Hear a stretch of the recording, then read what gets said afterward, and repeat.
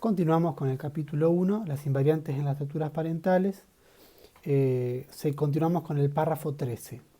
Bueno, como dijimos, hay instituciones que permiten una gran posibilidad de variaciones y otras que no. Por ejemplo, en el párrafo 13 van a dar el ejemplo de la religión. En la religión, donde hay distintos dioses, héroes, vírgenes y mitos, eso permite una gran posibilidad de combinaciones para resolver algún conflicto determinado. Y comparan a la religión con la familia. En el párrafo número 14, la familia queda del lado de aquellas instituciones que no permiten una gran posibilidad de variaciones. Al contrario, hay un mínimo de combinaciones, ya que el matrimonio, por su estructura, solo puede ser o monogámico, como es en nuestra cultura, o poligámico. Y ahí van a trabajar la idea de Levi-Strauss, que él plantea que el matrimonio es siempre poligámico, por definición, siendo la monogamia su límite mínimo. Esta concepción de Levi-Strauss, que después la vamos a profundizar un poco más, se diferencia de la concepción evolucionista de la monogamia. Si recuerdan, el evolucionismo pensaba que la monogamia era el resultado final de una evolución, era el resultado, era la etapa civilizada de la sociedad occidental, por ejemplo, a imagen de la sociedad occidental. Y todo lo que estaba del lado de la poligamia se lo denominaba como formas incestuosas o indiferenciadas. Y de este modo el evolucionismo pensó, van a decir Alberti Méndez, un lugar negado, ¿no?, en los orígenes, un lugar negado de formas promiscuas e indiferenciadas que a medida que fue evolucionando termina en la civilización a partir de la familia monógama. Esto fue una imaginación de la antropología clásica, ¿no? Esto fue imaginarizado por la antropología clásica. Y se preguntan, ¿qué sucede si realmente pasa como lo planteaba el evolucionismo, ¿no? ¿Qué sucede si realmente todo pasara como lo plantea la concepción evolucionista? Y dice Alberti Méndez, no habría conflicto porque todo evoluciona de acuerdo a la naturaleza. Y si no hay conflicto, no hay motivo para reflexionar sobre la familia. Pero sin embargo, en el apartado número 10, en el pie de página 19, Alberti y Méndez reflexionan que actualmente, si definimos a la familia a partir de donde se juega la privacidad, donde se trata de guardar las apariencias, donde se juega esta cuestión del narcisismo, como vamos a ver, el narcisismo, si bien es una fase constitutiva de la subjetividad humana, el narcisismo, o sea, es parte constitutiva del psiquismo, también podemos pensar el narcisismo a nivel de la familia, que ya lo vamos a ver, una familia que se ama a sí misma, ¿no? Pero si juntamos la privacidad, donde digamos todo lo que sucede debe quedar en secreto, esto de guardar las apariencias, todo lo que debe suceder debe aparentar cierta armonía, cierta unidad, y esta idea de narcisismo en la familia, ¿no?, nos queremos a nosotros mismos, podemos pensar de que estas variables de privacidad, de apariencia y narcisismo hacen que en la familia los conflictos se encubran, por lo tanto no haya motivo para reflexionar sobre la familia. En el párrafo número 15 van a trabajar sobre, directamente plantean que la familia en realidad es la ilusión de un mito. La familia es la ilusión de un mito, y ese mito es el mito burgués capitalista, fundado en 3 instituciones. O sea que el mito, la ilusión del mito burgués y capitalista se funda en el matrimonio monógamo, primera institución, la propiedad privada, segunda institución, y la religión monoteísta. Sobre esas 3 instituciones se monta el mito, en la familia, digamos, en tanto ilusión de un mito burgués y capitalista. En el párrafo número 16 plantea Alberti Méndez que estas 3 instituciones expresan la semántica de la modernidad. ¿Qué es la semántica? El significado, lo que significa pertenecer a la época moderna, que luego va a entrar en crisis. Y que según la semántica de la modernidad, estas tres instituciones poseen una unión ontológica. ¿Qué quiere decir? Una unión que es necesaria, como que las tres son necesarias para poder sostener ese mito. En el párrafo número 17 van a plantear que en nuestra cultura particular, este mito, si bien todo mito en realidad apunta a cierta ilusión, el mito de todas las culturas apuntan a ilusionarse, no es propio de nuestra cultura, en nuestra cultura particular, el mito se construye en sí mismo a partir de pensar de que lo esencial de nuestro mito es la fijeza de la forma, o sea que la forma no cambia, queda fijo, y por otro lado, esta fijeza genera la imposibilidad de poder pensar otras formas y al mismo tiempo pensar las transformaciones de la propia familia. O sea que nuestro mito es algo fijo que imposibilita pensar la diferencia de otras formas de familia y por otro lado, las transformaciones al interior de la misma familia. La misma familia se va transformando, pero bueno, nuestro mito, eso se ve obstaculizado.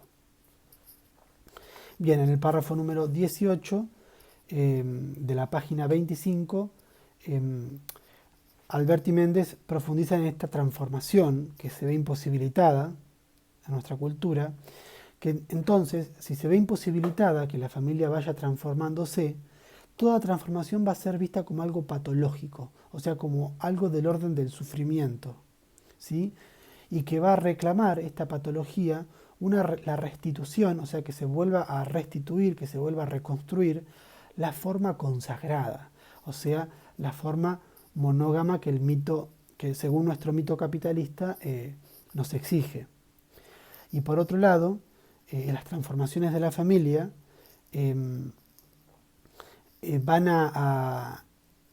la transformación de la familia, al ser patologizadas, no van a visorar, o sea, no van a poder ver, no se va a poder comprender los cambios históricos que suceden en toda institución. Toda institución va cambiando. O sea, podemos pensar que en el párrafo número 18 hay una tendencia a patologizar las transformaciones que se producen en la familia. En el párrafo número 19, Alberti y Méndez plantean que nuestro pensamiento, el pensamiento atravesado por nuestra cultura, proviene del mito bíblico. No solo de lo que dice el texto bíblico, sino de cómo se lee el texto y cómo se ha leído históricamente de manera literal.